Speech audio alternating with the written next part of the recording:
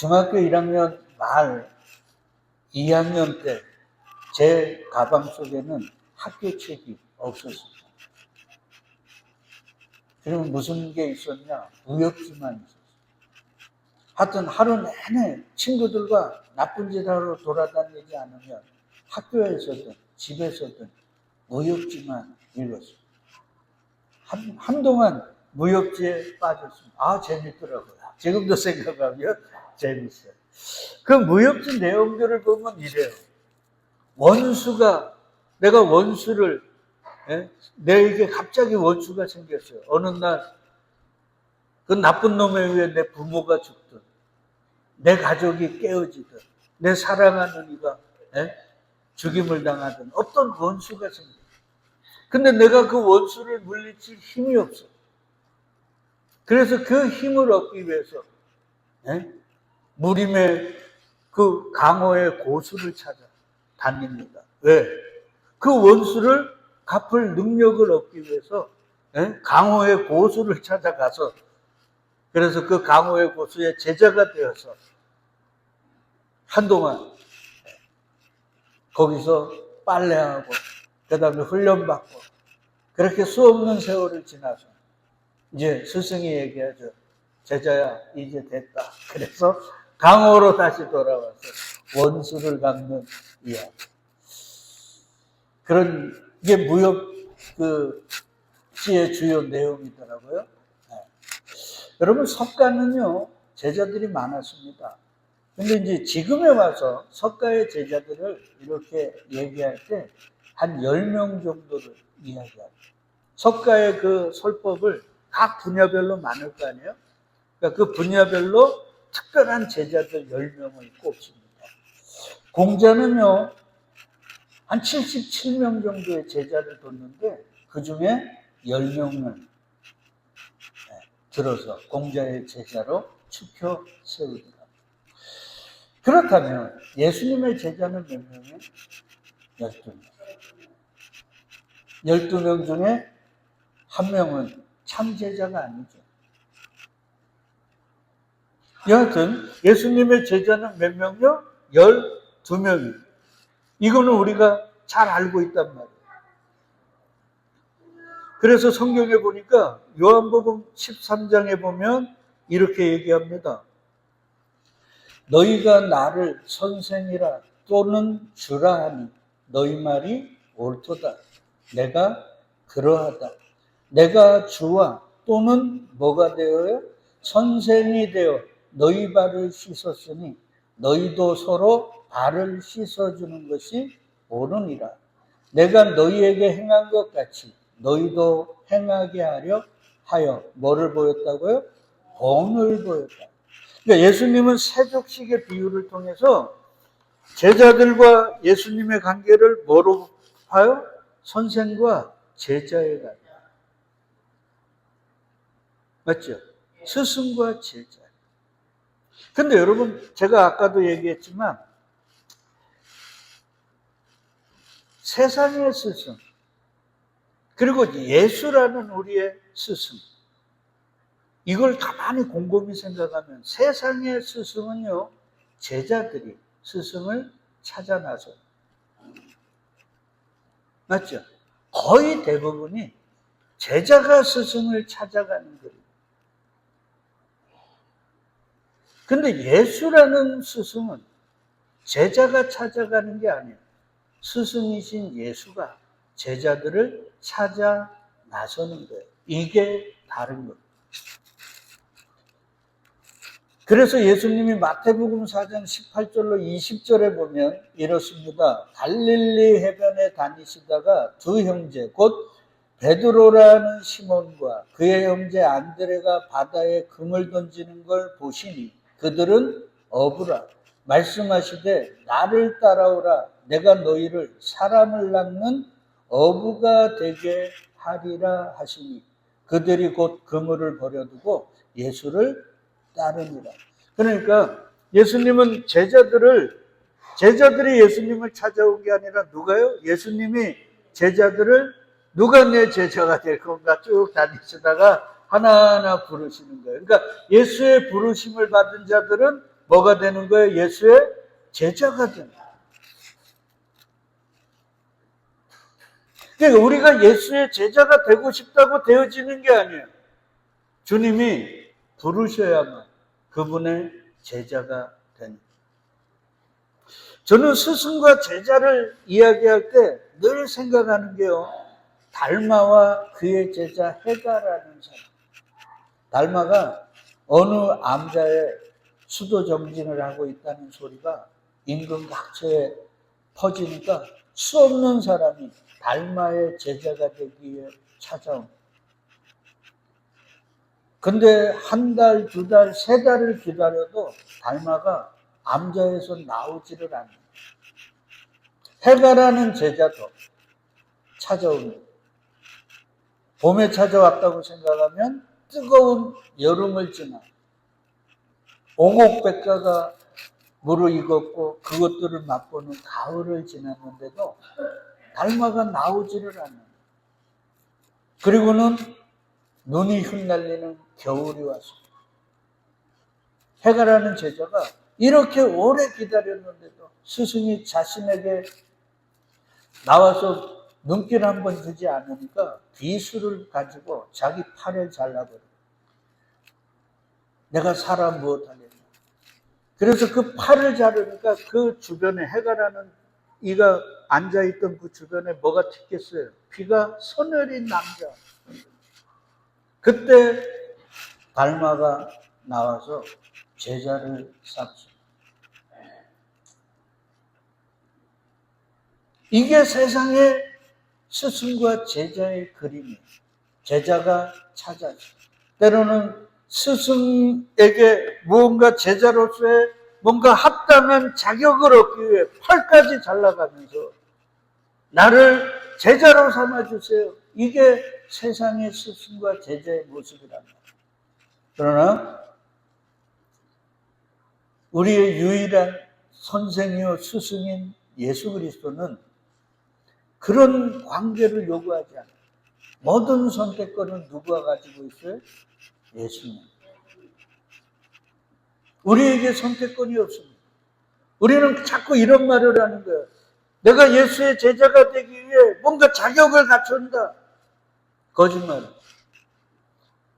여러분, 우리가 아는 예수님의 12 제자들은 사실 세상적으로 뛰어난 사람이 거의 없습니다. 갈릴리의 거의 무학자. 세상적으로도 낙오자들이 많아요. 착각하면 안 돼요. 우리가 믿는, 우리가 스승이라고 하는 그분은 세상의 스승이 아니라 올라가 보면 뭐예요? 하나님이신 거예요. 하나님은 창조주시고 그분은 전지전능한 분. 근데 이 하나님을 안다고 하는 우리가 그 전지전능한 하나님 앞에 내가 자꾸 무언가 인간적인 것들을 드려야 그의 제자가 되고 그에게 쓰임받는다고 하는 교만을 토해내요. 이게 인류의 역사가 만들어낸 인간의 교만, 인본주의의 극사. 주님은 그거 필요 없다는 거예요. 그래서 당신의 제자를 부르는데 그 시대에 가장 능력이 없고 세상적 기준으로는 제자로서 미달되는 사람들을 부르십니다. 그리고 오늘 이 나그네 인생길을 살아가는 21세기 이 대한민국에 여러분들은 어떻게 생각할지 모르지만 주님의 기준으로는 세상적으로 가장 낙오자인 저와 여러분들을 부르신 걸 아십니까? 그걸 인정 못하면 여러분은 아직 멀어도 한참. 예수님이 이런 비유하신 거 아시나요? 어떤 임금이 자기 아들을 위해서 혼인잔치를 베풀었어요. 그리고 미리 청첩장을 다 보냈어요. 그때 청첩장을 보낸 사람은 왕의 청첩장을 받을 만큼 사회적으로 유명인사, 명망가들, 재력가들, 지식이 있는 사람들, 엘리트들에게 보냈지 않았겠습니까? 그리고 종들을 보내서 이제 잔치가 다 준비됐으니 오라 그러니까 옵니까 안 옵니까? 안 와. 단 한 명도 안 옵니다. 그래서 종이 와서 임금에게 얘기합니다. 임금님, 가서 얘기하니까 아무도 안 오는데, 그래서 지금 잔치자리가 텅텅 비었습니다. 그러자 주인이, 임금이 뭐라 그래요? 너희 사거리고 길이고 아무 데 가서 전원자든 어떻게 그냥 움직이는 것들은 아무나 끌고 와. 그래서 그 자리에 있던 사람이 전원자, 병든 자, 사회적 약자들만 그냥 자리에 채운 거예요. 그게 바로 누구라는 거예요?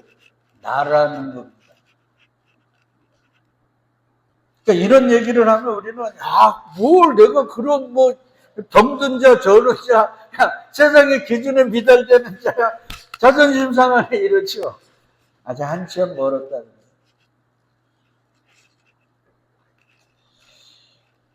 자, 예수님은 이런 얘기합니다. 요한복음 15장에 보니까 이제부터는 너희를 종이라 하지 아니하리니 종은 주인의 하는 걸 알지 못함이라. 너희를 친구라 하였노니 내가 내 아버지께 들은 걸 다 너희에게 알게 하였습니다. 너희가 나를 택한 게 아니요 내가 너희를 택하여 세웠나니. 여러분 이거 잘 하셔야 돼요. 우리가 주님을 믿은 게 아니라 주님이 뭐 해주신 거예요? 믿게 해 주신 거예요. 내가 예수를 믿은 게 아니에요. 주님이 믿게 해주신 거예요. 내가 예수를 택한 게 아닙니다. 예수가 나를 택한. 그러니까 우리는 자꾸 십자가를 붙들자. 어떻게 붙들 건데? 십자가가 뭔데? 예수를 믿자 그러는데 그 믿음이 뭡니까? 그러니까 자꾸 우리는 인간의 바벨탑을 쌓고 있는 거예요. 인류의 역사가 끊임없이 인간의 바벨탑을 쌓는 거예요. 이 저주받을 짓거리를 지금도 교회에서 마구마구 남발하고 있는. 마치 갈멜 산상에 850명의 바알과 아세라들이 신에게 예배한다는 그 구판을 지금도 교회라는 곳에서, 예배당이라는 곳에서 자연하고 있다. 이젠 겸손해져야 돼요. 여러분 성경은 언약입니다. 구약, 신약, 새 언약 맞죠? 우리 수요일날 배우잖아요. 그 언약의 최초의 언약이 뭐예요? 창세전 언약 그 다음의 언약이 뭐예요? 뭐 먹지 말라고요? 뭐 먹지 말라고요, 권사님? 그래요. 좀 늦어도 기다릴 테니까 선악과 먹지 말라고. 그러니까 선악과라는 게 창조주와 피조물의 구별점이에요. 그게 구약으로 오면 안식일이고요. 주의 날이에요. 그래서 내가 김진우 집사에게도 예배라도 드리라 그랬죠. 그 예배를 드림이 예수님을 창조주로 인정하는 인간의 최소한의 몸부림이에요. 하나님은 그렇게 시대마다 역사마다 창조주와 피조물의 구별점들을 두셨다는 거예요. 근데 선악과를 먹으라고 부추긴 어둠의 권세처럼 야 네가 무슨 생각도 하고 걸어다니고 네 맘대로 다 할 수 있는데 네가 무슨 피조물이냐, 네가 하나님이지. 그러면서 창조주와 피조물의 그 구별점들을 인간이 자꾸 먹어버리는 거예요. 이게 저주라. 그런 자들은 반드시 뭐 한다고요? 죽는다. 무트 타무트. 반드시 죽는다.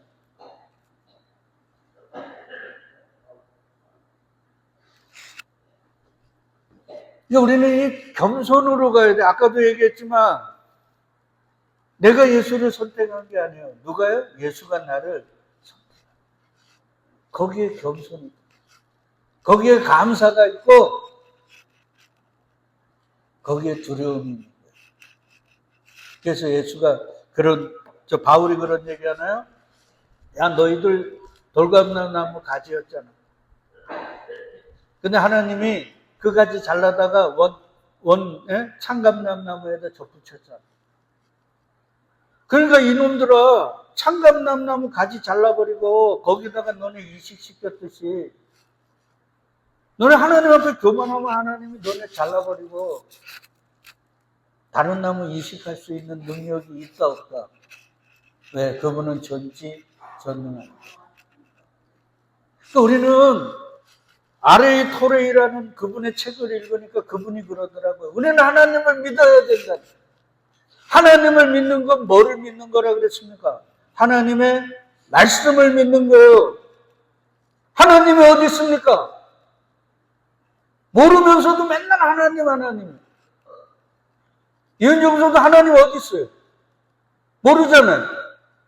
그러면서 맨날 하나님. 그러니까 하나님을 믿는다는 건 하나님의 뭐를 믿는 거예요? 말씀을. 이 말씀이 전지전능함을 믿는 거란 말이에요. 다른 게 아니라. 우리는 그걸 안 믿는 거예요. 그러니 말씀이 이렇게 하라 그러는데 안 하잖아요. 저와 여러분들이. 뭐 예수가 다 하셨어요. 뭐를 다 했어요.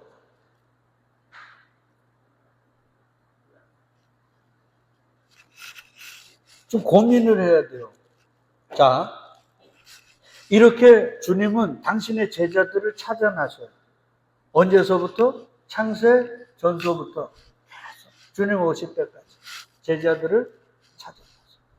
그리고 그 찾은 제자들을 어떻게 합니까? 주님의 제자로서 어떻게 하셔요? 만드시고 그걸 새 창조라고.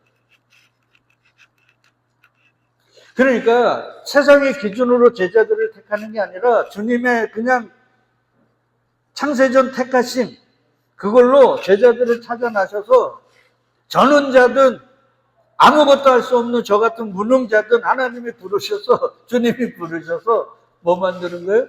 제자를 만드셔요. 그게 나그네이죠.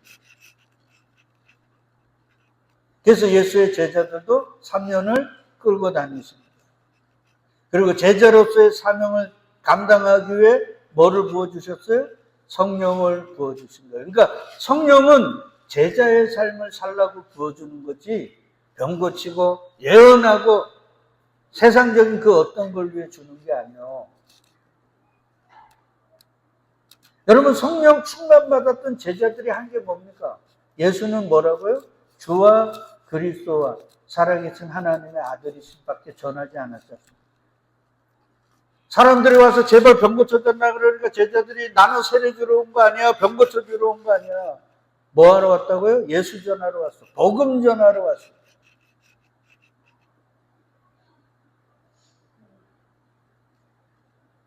안진뱅이를 고친 베드로는 사람들이 몰려들어가지고 막 자기들을 축켜 세우려고 그러니까 뭐라 그럽니까? 야 너희가 왜 나를 주목해? 왜 우리를 주목해? 이 안진뱅이를 고친 건 우리가 아니야. 너희가 십자가에 못 박아 죽인 그 예수지. 그 나사렛 예수를 하나님이 살려서 뭐와 뭐로 삼으셨다? 그 주와 그리스도가 되게 하셨다. 그의 이름에 있는 능력이 이 안진뱅이를 고쳤다. 그거 전하는 거예요. 그러다 세상에 맞아 죽는 것, 그게 제자입니다. 누구처럼? 스승이신 예수님처럼. 그건 다음 주에 공부할 겁니다. 그러니까 우리가 진짜 예수쟁이라면 우리는 뭐 들고 예수를 쫓아가는 거예요? 십자가 들고 죽으러 가는 거예요. 그리고 죽는 거예요. 어디에? 세상에. 그래서 계시록에 보니까 보좌 밑에 있는 자들은 다 뭐가 없어요? 목이 없는 거예요. 세례 요한처럼. 이해하십니까? 근데 뭐 예수를 믿으면 승승장구 일치월장 만사형통이 뭔 말입니까? 이게 종교지. 그러니까 보세요. 요게 그 말이란 말이에요. 내가 너희를 택했어. 그리고 내가 너희를 택하여 뭐 했다 그래요? 세웠대. 세웠어. 걷지도 못하는 너희를 내가 세웠대. 그리고 너희로 뭐를 맺게 한다고요? 열매 맺게 한다. 누가 맺게 하는 거예요? 주님이 이제 우리 몇 주 있으면 요한복음 15장에 나는 포도나무에 너희는 가지니 이거. 열매도 내가 맺는 게 아니에요. 그래서 성령의 열매가 아니라 뭐라고요? 성령이 맺는 열매.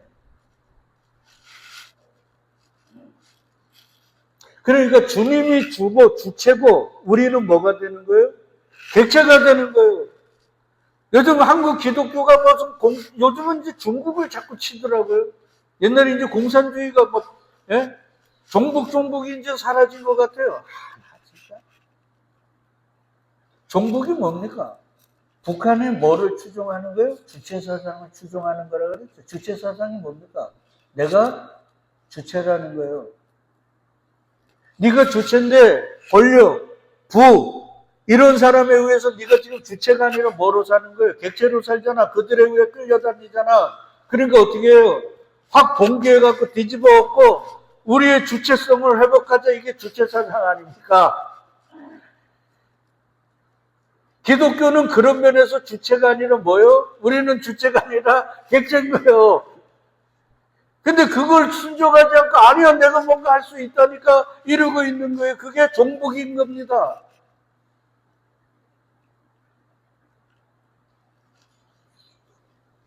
모든 건 다 누가 하세요? 예수가 해요. 그래서 요한계시록 4장에 보면 예배를 드리는데 다 24장로 교회가 머리에 뭐를 쓰고 있어요? 면류관. 근데 아무리 생각해도 내가 한 게 없어요. 나를 택하시고 나를 세우시고 나를 열매 맺게 하신 것 내가 아닌 걸 내가 알잖아요. 이분이 다 하셨는데 면류관을 내가 쓰고 있으니까 이 면류관이 얼마나 부담이 됩니까? 그러니까 그 면류관 벗어서 어디다 놔요? 보좌에 놓는 거예요. 그러니까 이 땅의 모든 자들은 자랑스러운 구원을 받는 게 아니라 무슨 구원을 받아요? 부끄러운 구원을 받는 거 개털 모자 쓰고. 왜 그러냐면 우리가 할 수 있는 게 있어요, 없어요? 있지요, 하나는. 그렇죠. 죄 짓는 걸 하든 기가 막혀. 눈만 뜨면 죄를 짓네. 내가 오늘도 기도하면서 아침에 일어나서 말씀 이거 외우면서 기도하면서 그 생각을 했어. 야, 눈만 뜨면 나는 어떻게 죄만 짓고 있냐. 그래서 우리 요셉이 하나님에게 붙들려서 뭐 받았어요? 훈련 받았죠. 그걸 시편 105편이 뭐라 그래요? 곧 여호와의 말씀이 응할 때까지, 그러니까 하나님의 뜻이 이루어질 때까지 그의 말씀이, 그러니까 성경은 말씀이 생명이에요. 하나의 주체입니다. 그러니까 하나님 말씀, 예수, 성령 이게 다 같은 의미예요. 그 말씀이 그를 뭐 했대요? 단련했다 그러잖아요. 그러니까 택하시면 하나님은 뭐예요? 부르셔서 택함의 사명을 감당할 수 있는 자로 만드시는 거예요. 근데 대부분 보면 그런 자격이 있어요, 없어요? 없어요. 근데 그런 자격을 만드시는 거예요. 여러분 제가 얘기했잖아요. 학교에서 1등하는 자를 조금 더 공부시켜갖고 서울대 보내는 건 웬만한 사람 다 합니다. 근데 저처럼 개망난이고 학교에서 꼴찌를 두드러 패서든 어떻게 해서든 서울대를 보내는 게 참 스승이란 말이에요. 능력의 스승.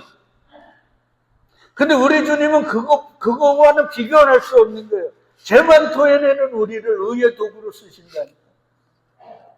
왜요? 그분은 전지전능하니까. 그러니까 우리의 나그네 삶, 예수를 믿는다고 하는 이 삶은 우리가 뭐 하는 거예요? 말씀으로 단련받는 그분의 제자로 훈련받는 기간이라는 거예요.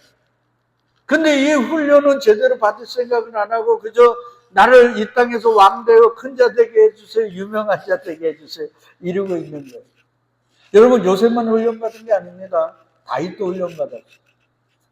다윗이 어릴 때 목동으로 갔을 때 하나님이 사울이 하도 말을 어기니까 회의하고 다윗을 세우죠. 그래서 사무엘을 보내서 기름 부음을 받습니다. 굉장히 어릴 때. 형들에게 다 기름 부으려고 그랬는데 하나님이 다 하고 그 집에도 없는 들판에 있었던 공과 사자와 싸우고 있던 그것과 같이 훈련받고 있는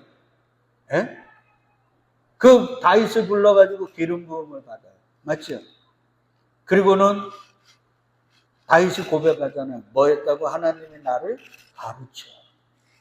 계속 나를 가르쳐. 가르쳐. 뭐하게 하고 싸우게 하시고 전쟁하게 하시고. 이렇게 훈련받아서 가르침을 받아서 누구 앞에 서는 거예요? 골리앗 앞에 서는 거예요.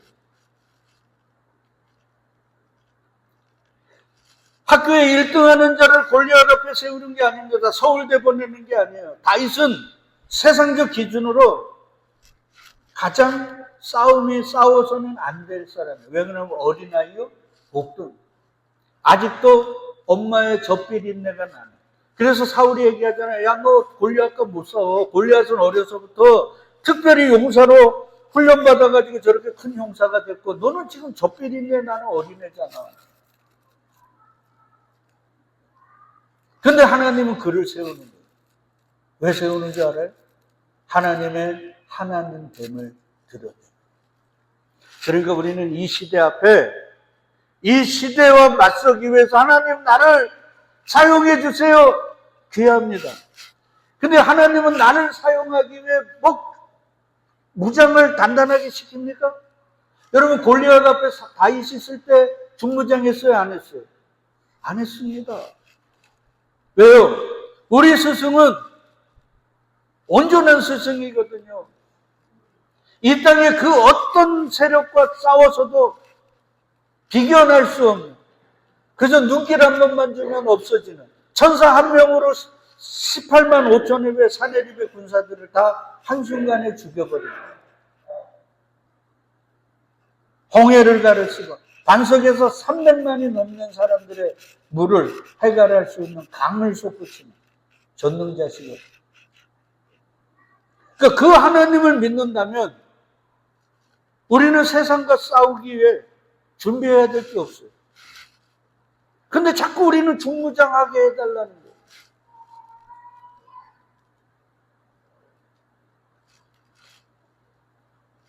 그래서 이런 말 합니다. 바울이 로마서 8장 29절로 30절을 보면 하나님이 미리 아신 자들을 또한 그 아들의 형상을 본받게 하기 위하여 미리 정하셨으니, 그러니까 그 아들을 본받는 거예요.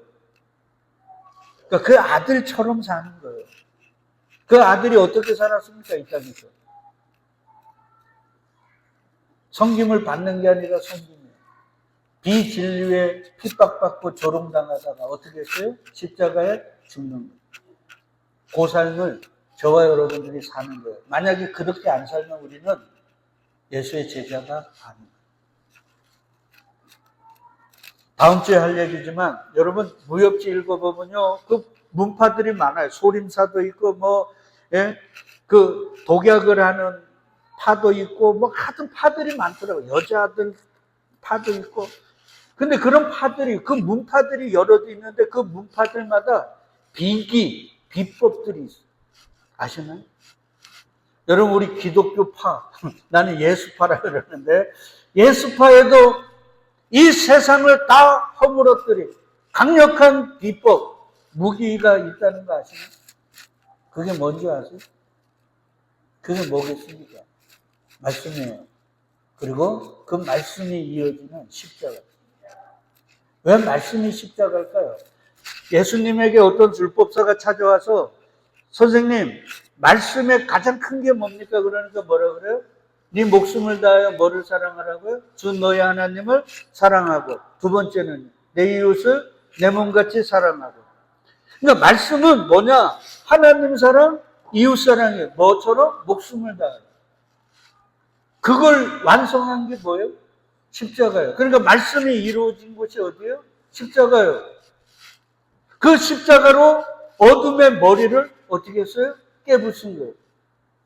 그게 창세전 3장 15절의 원시복음이잖아요. 예수가 그걸 보여주신 게 십자가만이 어둠의 머리를 파쇄해버리는, 어둠의 진을 파쇄시키는 유일한 무기라는 거예요.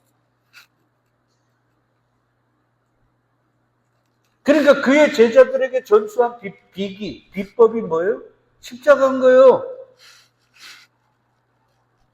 너희가 세상을 이겨, 나처럼. 그러려면 세상에서 뭐지라고요? 십자가 지고 죽어요.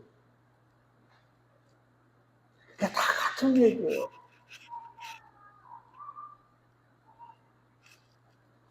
그래서 이렇게 얘기합니다. 또 미리 정하신 그들을 부르시고, 예정이죠. 예정하시고. 부르실, 콜링입니다. 그리고는 부르신 그들을 뭐 한다고요? 의롭다 하시고, 칭의입니다. 그리고 의롭다 하신 그들을 뭐 한다고요? 영화요. 그러니까 예정, 부르심, 칭의, 영화. 근데 여기 하나 다른 게 있어요. 이 칭의 다음에 뭐가 있어야 되냐면, 손에 뭐가 있어야 돼? 성화. 중생이지. 중생 플러스 성화.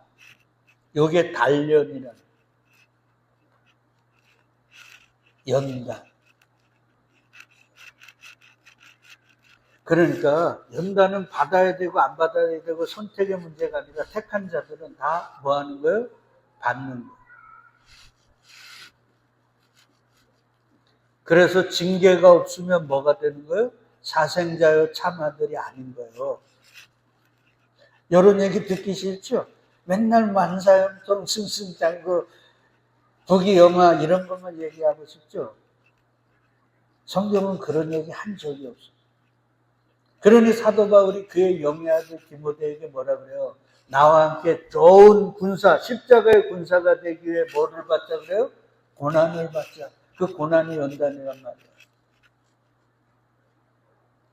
그러니까 연단은 나를 좋은 십자가의 군사, 예수의 제자를 만드시기 위한 주님의 뭐예요? 훈련이요, 사랑이요, 이 세상에 그 어떤 자에게도 주지 않은 특권. 근데 이 특권들을 사용할 생각을, 주님 그런 거 싫어요. 이게 뭡니까? 이게 기독교입니까? 이게 종교지.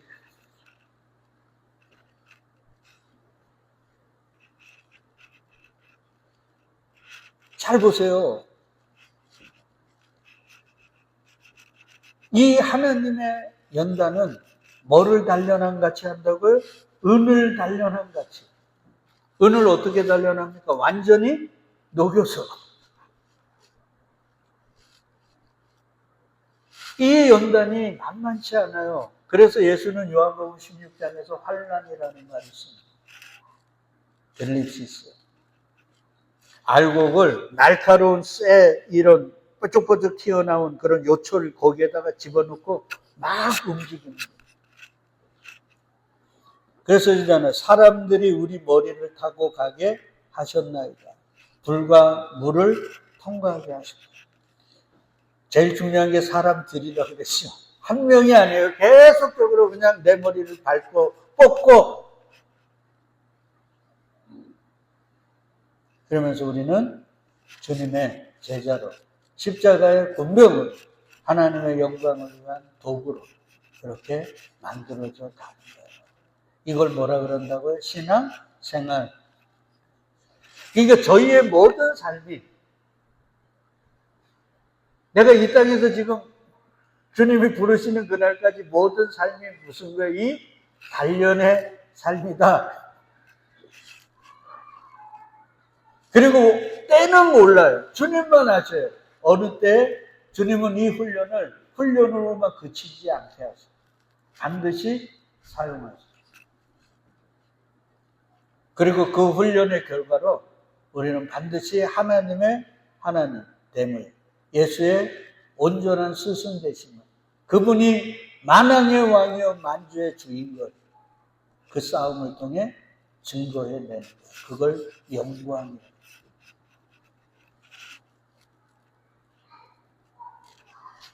이거. 그래서 보세요. 다윗이 사무엘상에 보면 다음 주에 계속 이어서 할게요. 다윗이 사울에게 말합니다. 주의 종이 아버지의 양을 지킬 때 사자나 곰이 와서 양떼에서 새끼를 물어가면 우리 봤잖아요. 그러니까 하나님은 그 어린 다윗을 훈련하기 위해 스파링 파트너로 누구를 세운 거예요? 곰과 사자를. 여러분, 우리 김진우 집사도 운동을 해서 알지만 스파링 파트너가 센 사람이 좋아요, 나빠요? 좋아요. 그래야 내 실력이 올라가는 거예요. 근데 이 하수들은요, 스파링 파트너를 약한 사람을 거예요.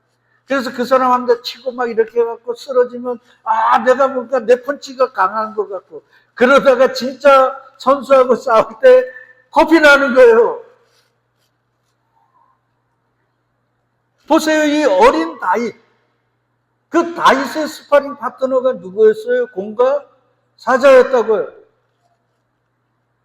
그 우리는 다윗보다는 그래도 크잖아요. 그러면 우리의 스파링 파트너는 더 강할까요? 안 강할까요? 더 강하죠.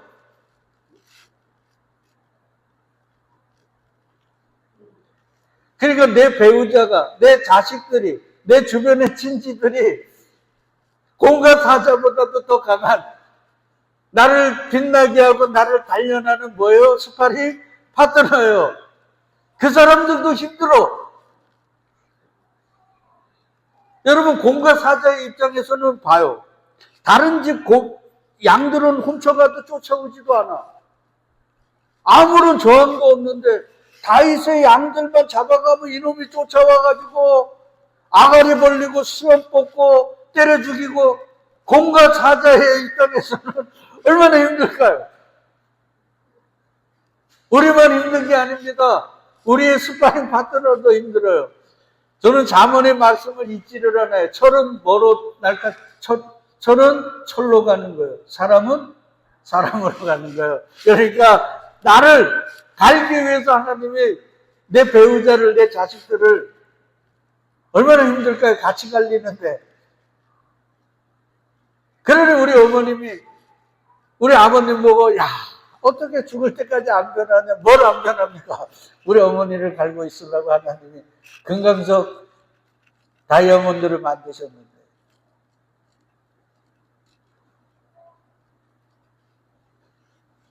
이걸 잊으면 안 돼요. 그러니까 지금 우리의 상황에 따라 하나님이 나를 사랑하니 안 하니 이런 거 논할 게 아니에요. 오히려 내 상황이 어려울수록 우리는 지금 훈련을 뭐 한 거예요? 더 강하게 받고 있는 거예요. 근데 세상의 군인들도요, 저처럼 납땜이나 하는 사람은 훈련 받을까요? 안 받을까요? 잘 안 받습니다. 납땜만 잘하면 되거든요. 근데 특수부대 이런 사람들은 하늘에서 비행기 낙하훈련도 해야 되고요. 그러니까 특수한 목적에 쓰이는 사람들은 훈련이 세요. 나는 우리 성도님들이 보면 특수부대원으로, 하나님의 특수부대원으로 보낸 분이라고 단언합니다. 택한 사람이라고. 그래서 보면 다 인생들이요. 우리 그래서 오늘 이 설교 들으라고 이영숙 집사 부른 모양인데 잘 좀 하고 뭐 했다고 졸아요. 그래서 인생 내내가 그 훈련을 받고 있는 거예요. 훈련 잘 받고 요셉처럼 다윗처럼 세상이 두려웠던 골리앗 목 자르시고 주님께 영광 돌리는 삶 되시기를 축복합니다. 안 되려면 안 될 수가 없어요. 누가 택해서 누가 세웠다고요? 주님이. 근데 그분은 전지전능. 여러분, 제가 그때 한번 얘기 드렸는데 요것만 하고 마칠게요. 제가 부대 병장 돼가지고 저는 이제 대학교를 왔으니까 결혼을 해가지고 36개월을 했는데 33개월만 했거든요. 그래서 이제 제대가 앞두고 와가지고 동기들을 못 보겠는 거예요. 왜 그러냐면 그놈들은 36개월을 해야 되는데 저는 33개월 하고 나가니까 못 보겠는 거예요. 근데 어느 날 부대 내무반에 갔는데 못 보는 사람이 키도 크고 부산 사람이던데 허여 멀었고요. 얍시하고 키도 한 180한 5, 6 그 정도 되는 사람이 앉아있어요. 그러면 우리 중사가 와가지고 나보고 나이는 동갑인데 고참이라는, 그러면서 이런 얘기합니다. 제대를 하려면 벌써 한 1년 반 전에 제대를 해야 되는데 이놈이 2번이나 탈영해가지고 그래가지고 두 번째 잡혀와가지고 우리 부대로 온 거예요. 그래갖고 6개월 있다가 제대를 했는데 이제 탈영한 사람 이제 친해가지고 얘기를 들어보니까 군대에서 탈영해가지고 거의 대부분 잡히는데 그 중에 안 잡히는 사람도 더러 있대요. 근데 자기가 홍도에 갔다가 홍도에서 잡혀 들어왔는데 그런 얘기를 합니다. 근데요, 제가 왜 이런 얘기를 하냐면, 우리가 주님의 제자로 하나님의 군대에 군인으로 불렀잖아요. 근데 우리가 이게 너무 훈련이 심했죠. 힘들고 어려워서 도망가면, 세상은요, 혹시 안 잡히고 도망갈 수 있어요. 근데 주님에게는 도망갈 수 있을까요, 없을까요?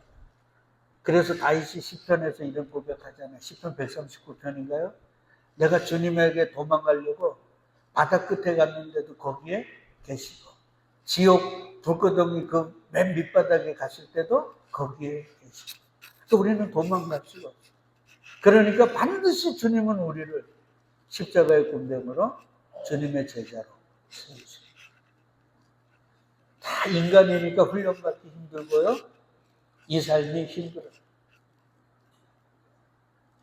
근데 제가 얘기하잖아요. 피할 수 없으면 뭐 하라고요? 즐겨야 돼요. 그러니까 다 힘들잖아요. 우리 있잖아요. 힘들다 하지 마시고 당연한 거라고 생각하시고 즐기자. 마지막 위로의 말씀 전합니다. 사도 바울이 로마서 8장 2절인가요?